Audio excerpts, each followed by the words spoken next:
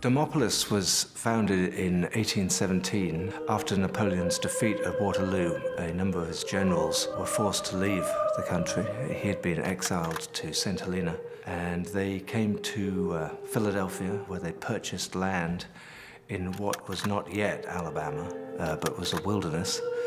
And then they traveled by boat to Mobile, and then took flatboats up the Tombigbee River to the land that they had purchased, which was a sort of impenetrable wilderness, very densely overgrown with cane brakes, a sort of giant native bamboo. So I imagine them approaching the cliffs, the limestone cliffs, at this great expanse of river and this incredible heat, and looking up these huge vines tumbling over the limestone, and them attempting this, what turned out to be a rather futile attempt to grow grapes and olives. I think it's just this idea of the New World meeting the Old World. These generals coming from, the greatest army that had been in Europe at that time, and that connection to Napoleon, who was such an enormous figure in the 19th century. I just found that fascinating. As I say, I'd loved the films of Werner Herzog, Fitzcarraldo and Aguirre, and this really had that feel. The old world sort of lost in the jungles of the new world.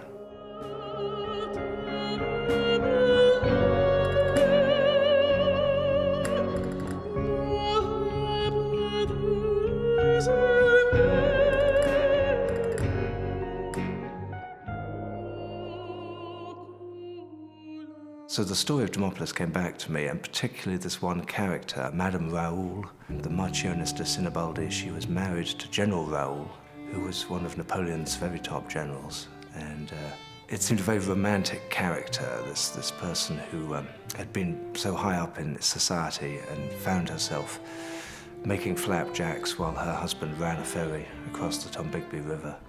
She represents the exile. She represents the person who finds herself in a new country, and I suppose that would tie to my own experience. Being, a sort of permanent exile from England, I suspect I'll spend my whole life here painting the South, and so it is a series about someone finding themselves, surprisingly, in a different life, in a different world.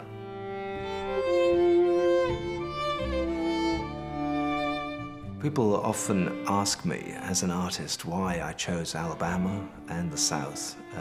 For me, what I found so intriguing is the combination of enormous amount of space and the sense of being on the periphery of things. I was fascinated by the way that people's lives tended to sort of spill out from their homes, off their porch, across the yard.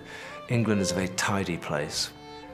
There's a sense of the history vanishing, perhaps, or perhaps frozen by neglect. A lot is left alone. I'd say that hundreds of the things I've painted have vanished in the 30 years since I arrived. But what I love about the South is this melancholic tone. I think people say that my work is somehow Gothic. I would say I'm more interested in the melancholy of it, and a sort of acceptance in the South of history and of the darker side of the South's history.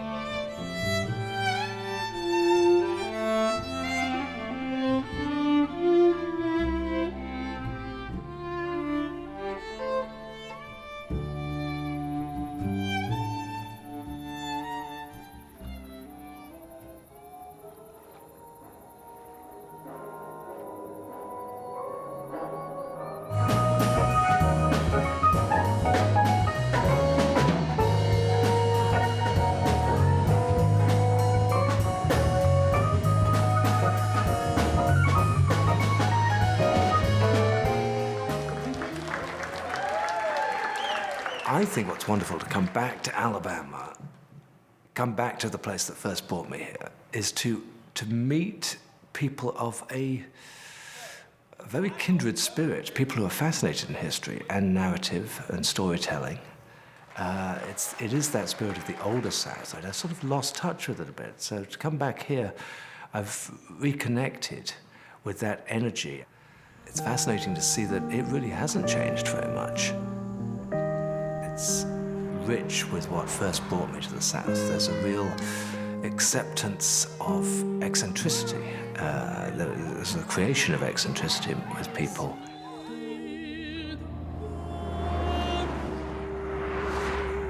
Just outside Demopolis, there's a gentleman who's been decorating hay bales and building sculptures. I saw that first 20 years ago, and I think that's the sort of spirit I admire. Is to make art to speak to people. It made an impact on me, and as I went on through my career, I realized that, there are no reasons not to paint what you want. You don't need to watch the art world or watch the critics or anything like that. And so for many years now, I've painted from my heart. The whole weekend has been a strange, it's a wonderful completion of 30 years, really, of what brought me to the South. I loved the idea of bringing the Marchioness back, imagining her sort of shrieking with alarm, saying, "I'm not going back, never, never again."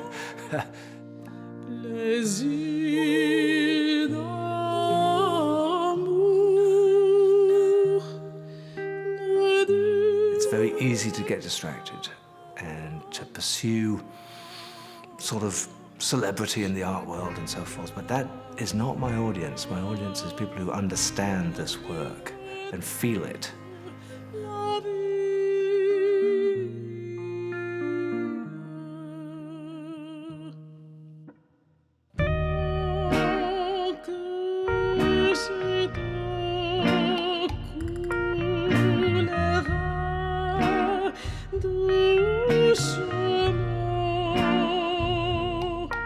Vers